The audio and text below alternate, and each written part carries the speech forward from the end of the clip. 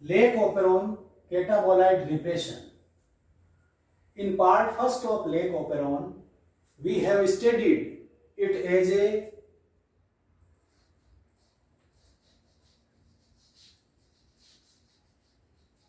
negative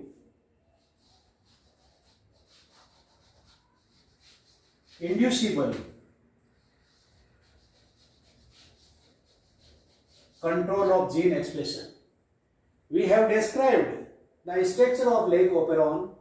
It consists of three structure genes SG, structure gene 1, 2 and 3, represented as leg Z, leg Y and leg A. These structure genes synthesize a polysystonic mRNA consists of three cystone, cystone Z, cystone Y and cystone A. The synthesis of mRNA or the expression of the structure gene is regulated by controller gene and DNA sequences present upstream of the structure gene. These are operator sequence, promoter sequence, leg I or regulator gene. This regulator gene possesses its own promoter and can synthesize a protein or inhibitory protein known as repressor. This leg I function as independent operon. This repressor protein synthesized by the leg I regulate the expression of the structure genes by binding at the operator. This simple model of the control of gene expression is further complicated by a second level of the control of gene expression known as catabolite repression as positive inducible control. When the Escherichia coli cells, E. coli cells, are grown in the medium containing only glucose or only lactose or both glucose and lactose, the cells prefer to use the glucose than other sugar because the glucose is a central molecule in carbohydrate metabolism. When E. coli cells are grown on the medium containing glucose and lactose, the cells initially shows the rapid growth or exponential growth due to the consumption or expense of the glucose. When the concentration of the glucose lower down or glucose is consumed, the cells show slow growth as lag phase. At this point, the cells are turned or switch on to use the lactose. At this point, the activity of the beta galactosidase enzyme responsible for the catabolism of the lactose increase manifold. It means the beta galactosidase enzymes are synthesized at a very high rate. It shows the indication of the increase in the activity of the structure genes. Such type of the growth which occur in two phase as exponential or rapid growth is known as diauxic growth. The E. coli cells in such a medium show diauxic growth curve. When the glucose is present in the medium at a very high concentration, the lactose is not utilized at this time. Means the activity of the galactose remain very slow. Such type of the effect of the glucose is known as glucose effect. Due to the glucose effect, the expression of the structure genes is lower down. Actually, the effect is not due to the glucose itself, it is due to the catabolite of glucose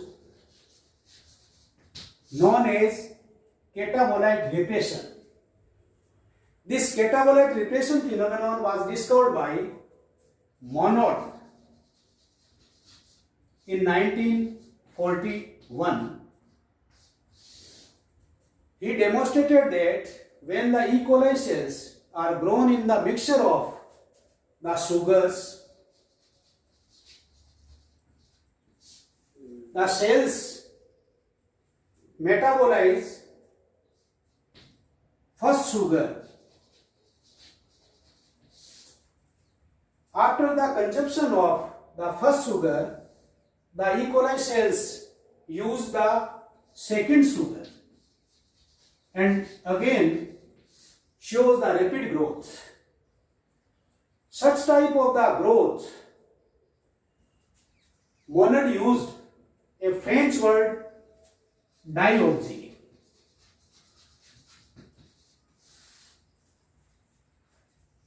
This diauxy growth occur due to the use of one sugar. When one sugar is completely used, then the cells are turned up to use the second sugar. It means in presence of the glucose or in the concentration of the glucose when higher in the medium, the cells are not utilizing the lactose. When the concentration of the glucose is decreased or E. coli cells are starved for the glucose, they synthesize an unusual nucleotide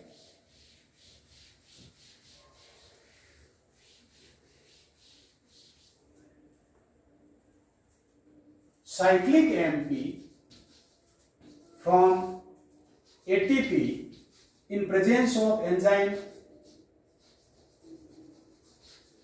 adenylate cyclase. The E. coli cells showing mutation in CYA gene show tenfold decrease in the activity of the structure genes. It means cyclic AMP enhance the activity of the structure genes. Actually, this cyclic AMP mediates its effect in presence of a specific protein known as CAP protein, catabolite activator protein. This protein is also known as CRP, cyclic AMP receptor protein. This protein is present in the form of a dimer. The cyclic AMP bind to one of the unit of this dimer. As a result, the CAP become active. The DNA's first footprinting experiment revealed that this CAP, cyclic AMP complex, bind to the leg operon. This CAP protein bind to a specific sequence in the promoter region known as CAP site. This CAP site is present in the upstream of the recognition sequence of the promoter. These recognition sequences are present as conserved or consensus sequence for the binding of RNA polymerase at -10 TAAT or Tata box or Prignow box. At -35 they possess TTGACA conserved or consensus sequence. In upstream of this sequence at -60 CAP site first is present, which is a strong site.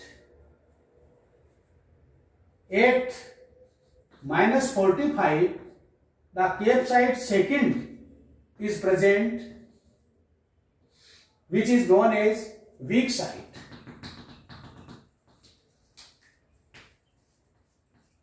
The Cape protein as a dimer bind with the site, Cape site first and Cape site second. The binding of the Cape protein at this site increase the efficiency of the RNA polymerase to be bind at the promoter. The binding of the RNA polymerase at the promoter region increase the efficiency of the expression of the structure genes. Actually, this Cape protein binding at the promoter increase the efficiency of the structure genes to synthesize the mRNA. The binding of the Cape protein at the Cape site cause bending at more than 90 degree in double helix of the DNA. Such type of the binding of the Cape protein at the promoter, which ensure the expression of the structure gene, is known as positive control.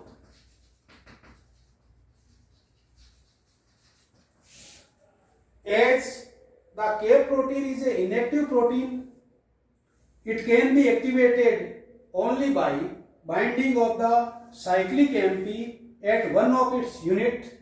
As a result, the CAP protein become active to bind at the promoter region and ensure the efficiency of the RNA polymerase 2 for the expression of the structure gene. As this cyclic MP function as an inducer to activate the Cape protein to bind at the Cape site, such type of the system is known as positive inducible control. So, the catabolite repression is a type of positive inducible control. Now we discuss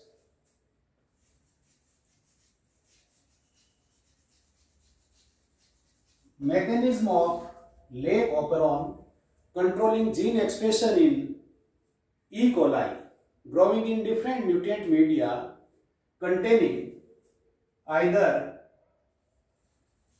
lactose or glucose or mixture of both lactose and glucose. In first condition, when the lactose is present in the medium and glucose is not present in the medium, in such condition, the LAC-I gene of the E. coli transcribe into mRNA. This mRNA translate to form the repressor protein. The 4 units of this repressor protein assemble to form the tetramer, which is known as repressor. This repressor bind to the operator. As a result, the RNA polymerase cannot bind at the promoter region. In such condition, the structural genes are not expressed. But in the medium, the lactose is present, so the allolactose function as an inducer. This inducer, when bind to the repressor, it inactivates the repressor. As a result, this repressor is released from the operator, or so it cannot be bind to the operator region. As a result, the promoter is free to bind with the RNA polymerase.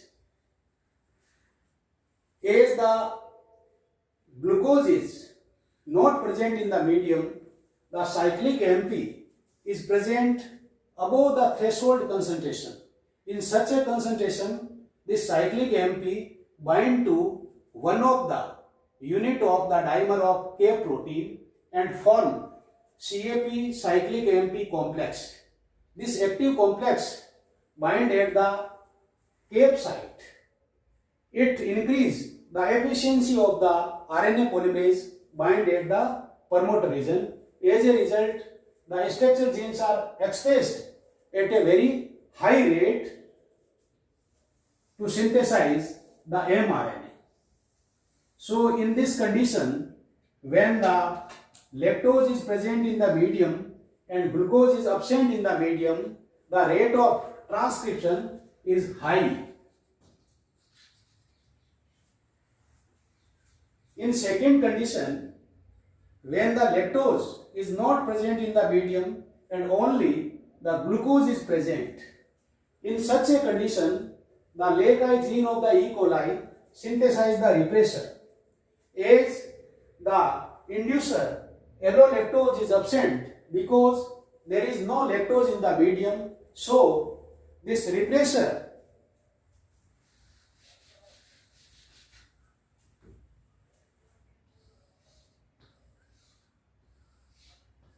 bind to the operator. The binding of the repressor at the operator inhibit the binding of RNA polymerase at the promoter site. In such a condition, the structural genes are not expressed. So, there is no transcription.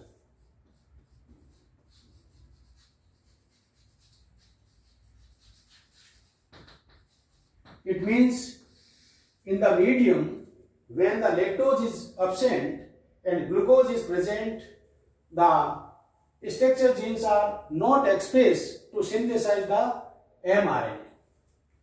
In third condition, when both lactose and glucose are present, in such a condition, the LAC-I synthesizes the repressor. As the lactose is present in the medium, means the allolactose function as a inducer. As a result, this inducer inactivate the repressor by binding to it. As a result, this repressor released from the operator or it cannot bind to the operator. In such a condition, the promoter is free to bind with the RNA polymerase. As the glucose is present in the medium, the cyclic AMP is present below the threshold concentration. In such a concentration, this cyclic AMP cannot bind to the CAP protein. So, this inactive CAP protein cannot bind to the CAP site. Although the RNA polymerase is present on the promoter site, it causes the expression of the structural genes. But as the CAP protein is absent on the CAP site, so the efficiency of the activity of RNA polymerase is very low. So a very low rate of transcription or mRNA synthesis occur. Low rate of transcription. So in the condition when lactose and glucose both are present in the medium, although the structural genes are expressed but at a very low rate. In this condition, when the glucose is consumed, then lactose is used by the cells. In such a condition, this condition is turned to the first condition. Summary of the control of gene expression in these three conditions is as in first condition, when the lactose is present and glucose is absent in the medium, the allolactose function as inducer. This inducer inactivate the repressor to bind at the operator. In such a condition, the RNA polymerase bind at the promoter region. As the glucose is not present in the medium, the cyclic AMP is present above the threshold concentration. Such concentration activate the CAP protein to form CAP cyclic AMP complex. This complex bind at the CAP site of the promoter and increase the efficiency of RNA polymerase. As a result, high rate of transcription is observed. In second condition, when the lactose is absent and glucose is present in the medium, the inducer is absent in the medium. As a result, the repressor remain active. This active repressor bind at the operator. As a result, the RNA polymerase cannot bind at the promoter. As the glucose is present in the medium, the cyclic AMP present below the threshold concentration. As a result, it cannot activate the CAP protein, so the CAP protein remain inactive. So this complex is not formed. As the RNA polymerase is not bind at the promoter, so no transcription occurs. Because the activated repressor bind at the operator, which inhibit the binding of RNA polymerase at the promoter. In third condition, when the lactose and glucose both are present in the medium, the allolactose function as a inducer. This inducer inactive the repressor. As a result, the inactivated repressor cannot bind at the operator region. So the RNA polymerase bind at the promoter region. As the glucose is present in the medium, the cyclic AMP present below the threshold concentration, so it cannot activate the CAP protein, so the CAP protein remain inactive. And this complex is not formed, so it cannot bind at the promoter site at cap site. In such a condition, although the RNA polymerase bind at the promoter region, but due to absence of this complex at the cap site, the efficiency of RNA polymerase is decreased, so the rate of transcription become very low. So this one is the summary of the control of gene expression in these three conditions of the mutant media. Thank you.